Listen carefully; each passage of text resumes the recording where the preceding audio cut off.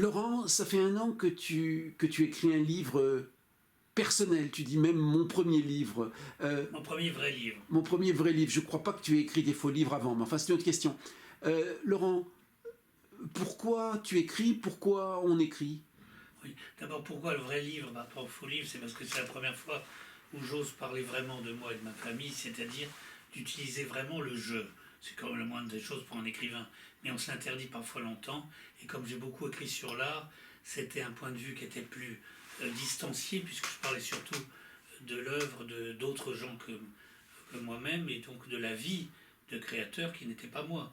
Donc c'était un effort de mémoire de concentrer toutes les informations que j'avais sur la vie de quelqu'un d'autre, et c'est très particulier d'écrire sur la vie d'un autre. Tandis que quand on s'autorise à ne plus pas tirer que de son propre fond, c'est beaucoup plus facile d'être libérateur. Donc c'est pour ça que je parle d'un vrai livre. Mais pourquoi on écrit? Ma réponse pour moi, elle est immédiate. Parce qu'on pourrait dire aussi pourquoi on peint, pourquoi on dessine, pourquoi Jean-Luc Giraud dessine sans cesse, par exemple, une sorte de faux autoportrait, puisque ce sont des variantes sur une image de lui-même qui n'est pas évidemment lui complètement, et puis des variantes fantaisistes même sur lui-même, et sur les incertitudes du moi, sur le fait qu'on est tellement changeant et multiple. Et bien pourquoi on écrit, pourquoi on dessine? Alors là, la première chose, c'est ce qui fait la différence entre le créateur et celui qui l'est pas, c'est un besoin. Et ce besoin ne s'explique pas par autre chose. C'est une nécessité absolue pour son équilibre.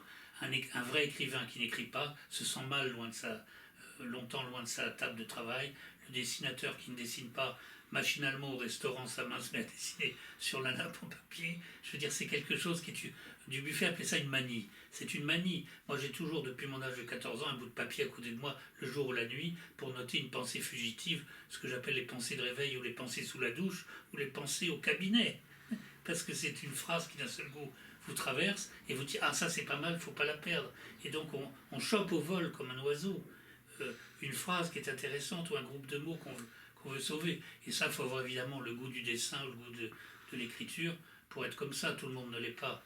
Donc c'est une nécessité. Mais la deuxième raison, et la raison plus profonde que je découvre dans le livre que je suis en train d'écrire, on n'a que 2 raisons vraiment profondes d'écrire, et plutôt de vouloir imposer ensuite ce qu'on a écrit aux autres. Parce que c'est pas tout d'écrire, mais penser que c'est assez intéressant pour être publié et lu par d'autres. C'est ce que ne pensait pas Montaigne, qui dit très sincèrement dans sa préface, dans son prologue, qu'effectivement il l'a fait pour lui-même et pour son entourage, et qui déconseille à son lecteur de le dire. Ah mais moi je comprends. C'est de la fausse modestie, tu crois vraiment qu'il... non, je ne pense pas du tout ça. Je pense que vraiment il l'a fait à un âge, il ne faut pas oublier qu'on mourait très jeune, qu'il avait la maladie de la pierre et qu'il souffrait horriblement, que l'espérance de vie était quand même très courte à l'époque, et que vraiment il voulait témoigner avant de mourir, laisser une trace. Les 2 raisons pour moi d'écrire sont 1. Témoigner. On a été présent dans un petit morceau, une petite section de l'histoire, on a été le témoin d'un certain nombre de choses. Témoin en grec c'est martyr, le martyr, le témoin, celui qui a vu, celui qui dit non ça s'est pas passé comme ça, je suis témoin à ma génération que c'était dans cet ordre et pas comme ça. Mais surtout la deuxième chose, pour être utile. Si on fait quelque chose, que ce soit un tableau, un film ou un livre, sans que ce soit pour être utile aux autres et les aider à vivre, à ce moment-là, c'est de l'égoïsme. Et la seule justification, vraiment, de faire une œuvre, c'est qu'elle puisse aider les autres à mieux vivre. Et je pense qu'un écrivain et un artiste, un peintre par exemple, digne de ce nom, c'est la même chose, c'est quelqu'un qui fouille la vérité.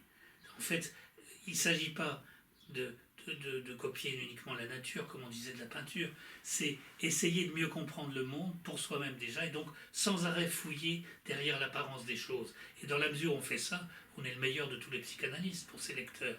C'est-à-dire qu'on aide les autres à être éveillés, donc favoriser l'éveil chez les autres. Et c'est en ça qu'on peut être le plus utile. Transmettre sa propre expérience de son propre chemin, comment soi-même on a affronté les difficultés, comment on a trouvé des petites méthodes personnelles pour survivre aux catastrophes, pour survivre aux grands drames que sont par exemple les ruptures sentimentales, les divorces, les accidents, la maladie, la mort de ses parents, des gens qu'on aime, la disparition de tous les gens auxquels on est attaché. Tout ça on le transmet par l'écriture, et c'est pas du tout du nombrilisme. Même si on est obligé de dire « je » pour raconter son propre parcours, c'est exactement le contraire. C'est pour partager une expérience humaine fondamentale.